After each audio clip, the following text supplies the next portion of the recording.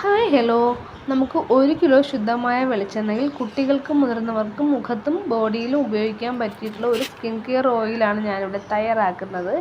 അതിനായിട്ട് ആദ്യമായി വേണ്ടത് 250 ഗ്രാം ക്യാരറ്റ്, നല്ല തെച്ചി, അതുപോലെ കസ്തൂരി മഞ്ഞൾ നമുക്ക് ഉണക്കയായാലും പച്ചയായാലും ഉപയോഗിക്കാം.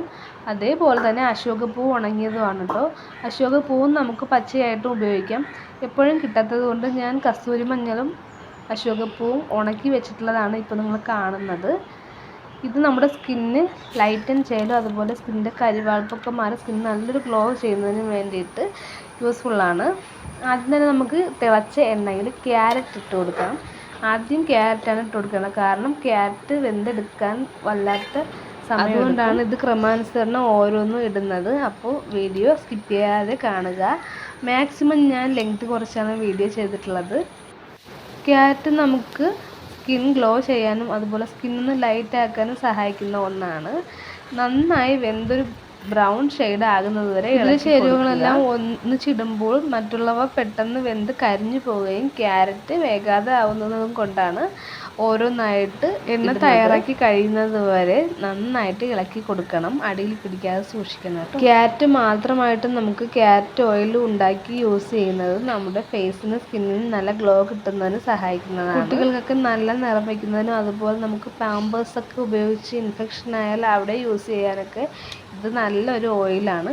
അതുപോലെ നമുക്ക് മുതിർന്നവർക്ക് ഓയിലി സ്കിന്നുള്ളവർ മുഖത്ത് ഉപയോഗിക്കാൻ നോക്കേണ്ട, കാരണം ഉപയോഗിക്കുന്ന സമയത്ത് നമുക്ക് ചിലപ്പോൾ പിമ്പിൾസ് വരാൻ ചാൻസ് കൂടുതലാണ്. അത് കഴിഞ്ഞിട്ട് നമുക്ക് ക്യാരറ്റ് വെന്തതിന് ശേഷം കസ്തൂരി മഞ്ഞൾ ഇട്ട് കൊടുക്കാം. കസ്തൂരി മഞ്ഞൾ ഇടുന്നത് നമുക്ക് ചൊറി അതുപോലെ കുട്ടികൾക്ക് മണ്ണിലൊക്കെ കളിച്ചിട്ടുണ്ടാകുന്ന ചുണങ്ങൊക്കെ വരുന്നത് മാറുന്നതിന് വേണ്ടിയിട്ടും വരാതിരിക്കുന്നതിന് വേണ്ടിയിട്ടാണ് കേട്ടോ. അതുപോലെ തന്നെ സ്കിന്ന് ലൈറ്റൻ ചെയ്യാനും ഒരുപോലെ സഹായിക്കുന്നതാണ് കസ്തൂരി മഞ്ഞളും. അല്പം ഒന്ന് ശ്രദ്ധിച്ചാൽ നമുക്ക് എല്ലാവർക്കും വീട്ടിൽ തയ്യാറാക്കി എടുക്കാൻ പറ്റുന്നൊരു ഓയിലാണിത്. അത് കഴിഞ്ഞിട്ട് നമുക്ക് നല്ല തെച്ചിപ്പൂവ് ഇട്ട് കൊടുക്കാം. തെച്ചിപ്പൂവ് എത്ര ഇട്ടാലും കുഴപ്പമില്ല. ഇതെനിക്ക് ഇത്ര കിട്ടിയതുകൊണ്ട് മാത്രമാണ് ഞാൻ ഇത്ര ഉപയോഗിക്കുന്നത്. ഇത് നന്നായിട്ട് ഇളക്കി കൊടുക്കണം. അത് കഴിഞ്ഞിട്ട് ലാസ്റ്റ് നമുക്ക് ഇട്ട് കൊടുക്കേണ്ടത് അശോകപ്പൂവാണ്.